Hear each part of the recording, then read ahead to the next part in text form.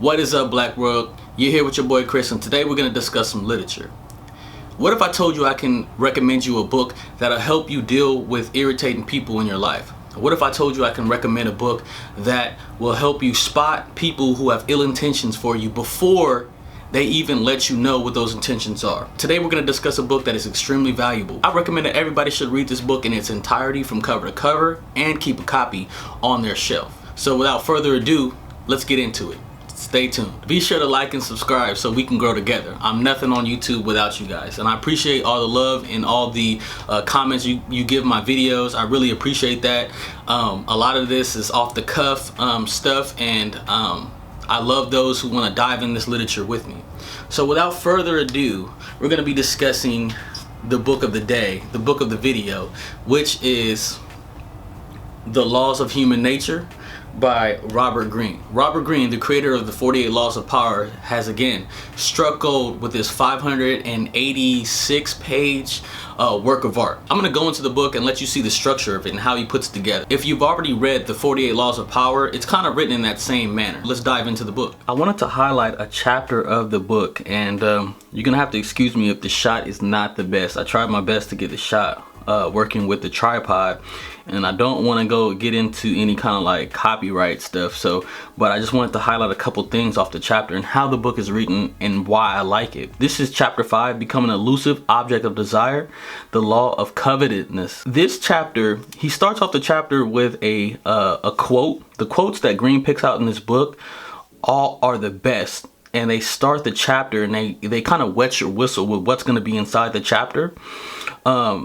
The object of desire. So this chapter talks about Gabrielle Chanel, and Gabrielle Chanel, you might know her as Coco Chanel, was an extremely successful designer, and it tells you how she started out as an orphan from a poor working family, but used the law of desire to help propel herself and her business into stardom. He'll give you the background of the human nature he wants to highlight by telling you a story, right?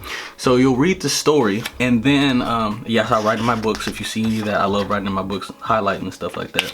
So you'll read the story, and they're usually a couple pages. Then he'll give you an interpretation of the story. So it's his interpretation. He provides a deep analysis of what you just read, or what the story is, and a deep analysis of that that law of human nature, that act of human nature, right? So after you get the interpretation, his interpretation, he'll give you the key to human nature, in which he ties this back. So these keys of human nature, he weaves this throughout the whole title. And whether it be envy, whether it be making yourself an object of desire, they all play into these keys of human nature. He'll give you different pointers, like knowing how and when to withdraw. And then after, he'll leave you with a small quote that kind of seals up the chapter.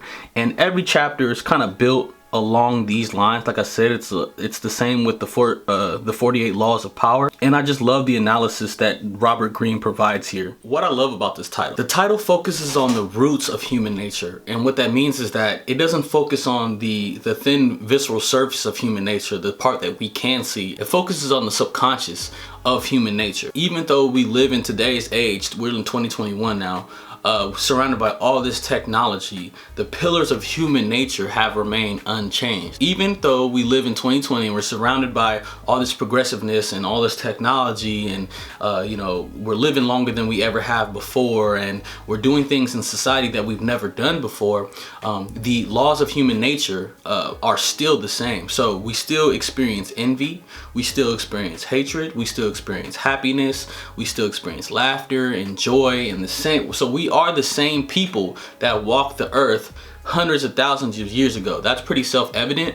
And what I like is that even though, you know, we've came all this way as a society, these pillars of human nature are still within us. The cool thing about this book is that it's given me the skills to help to identify some things that try to pop out earlier.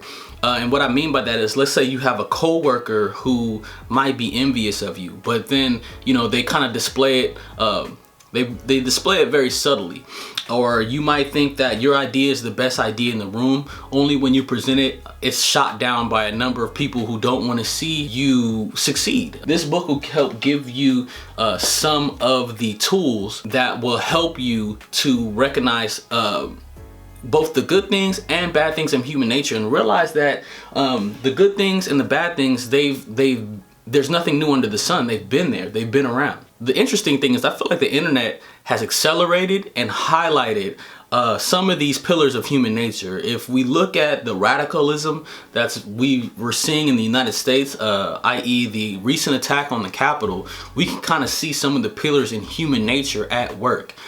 Even the recent leader, Donald Trump, former leader Donald Trump, he displayed a lot of the pillars discussed in this book, and I feel like if more people were to read this book, they would be able to identify the charlatan that he is. So now I want to talk about what I disliked about the book, and it's no shot at the book. It just comes with the territory of reading a book that's 586 pages long, that's about subversive feelings about people, and that is distrust. So after you read this book, you might feel like, oh, everybody's out to get me, because he talks about some of the more extreme negative emotions and human nature that is displayed and has been displayed throughout time. And the thing is, we have to realize that everything comes with balance. And what I mean by that is, like, after you read this book, after you read this title, you might feel like you can get over on everybody, or that everybody has, you know, ill intent towards you, and that's not the case. What the book is meant to do is to provide you with a landscape to identify certain traits that jump out that could be harmful to you later. And the thing is, this person might not, you know, be overly trying to, you know, get you fired or whatever, but maybe you can see that this person is envious of you, and that you have two different types of envy. You have passive envy, and then you have active envy, in which the person is actually trying to cause you some type of harm. That's the only thing I don't really like about this book. Overall, I've actually read this book 2 times. This is my 2nd time reading this book, so that's how important I think it is, because you're a human being. You're gonna come in contact with other human beings.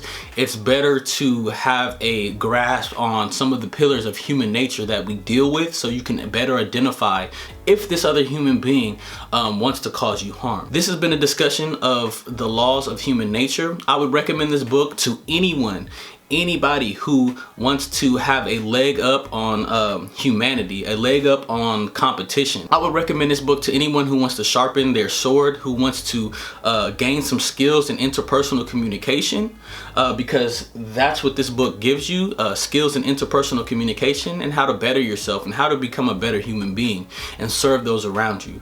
So if you're interested in that, I do recommend this book. Like I said, it's 586 pages long. I will put the link down in the description for Amazon, so you can go over there and get you a copy and go ahead and read it. I'm interested to see what you guys think of this title. Like I said, Robert Greene gives me a kind of Machiavellian feel with the way he writes, but I kind of love it.